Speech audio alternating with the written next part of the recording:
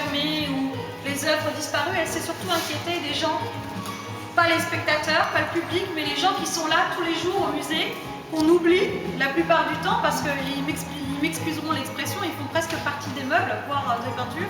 Il s'agit des gardiens du musée. Et c'est effectivement tout un groupe qui vit ici quotidiennement et qui va perdre son lieu de vie, qui va perdre son lieu de travail pendant plusieurs années.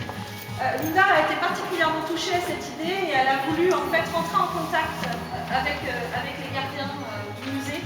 Et c'est pas facile pour elle de rencontrer ces gardiens, de rentrer en contact avec eux. Alors elle a choisi de le faire dans un processus quotidien, très progressif, comme si il y avait une espèce d'apprivoisement de la part et d'autre. Donc elle est venue tous les jours au musée pendant 1 heure, pendant une longue période, juste peut-être pour voir un tableau ou pour aller regarder les gardiens, je ne sais pas trop, hein. Ils pourront vous en parler, ils y étaient.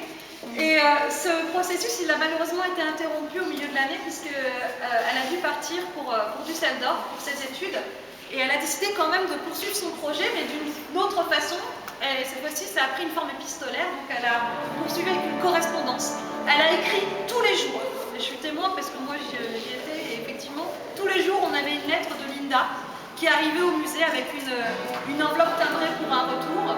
Et les gardiens ont joué le jeu et ont répondu à cette correspondance. Donc il y a un vrai travail qui a été fait alors qu'ils ne la connaissaient vraiment qu'à peine. Hein.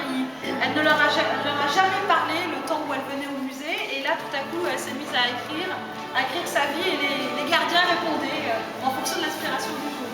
Donc de cette rencontre un peu unique, eh bien, est ressorti tout ce travail de correspondance que vous pouvez voir dans les vitrines, des lettres écrites par les gardiens. Donc c'est vraiment une tranche de vie qui est décrite ici. Mais pour vous en parler, en fait, elle m'a demandé de lire un texte qu'elle a écrit et qui reprend notamment une partie de cette correspondance. Je vais essayer de le lire en calant sur la musique. Un quotidien entre inconnus, un lieu qui m'impressionne, des semaines sans mardi, le rituel du vestiaire, le silence est gênant.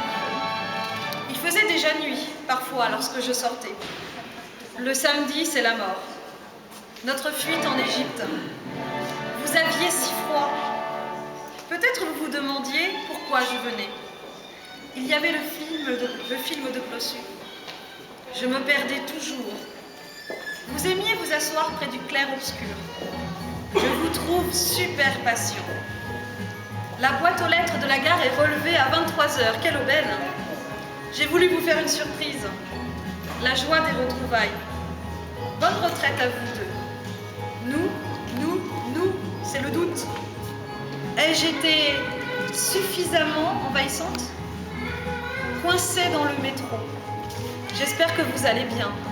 Je viendrai vous voir. Je n'étais peut-être qu'une idée. Il faut trouver la place. Vous aimez le silence? Il y avait parfois plein d'enfants. Il n'y avait rien à comprendre. Vous me manquez. Merci de m'avoir lu. Promis, j'arrête. Voilà. Donc le texte de Linda sur son projet et qui, je pense, résume assez les émotions qu'elle a ressenties face à cette rencontre. Je vais terminer la visite avec un dernier projet qui prend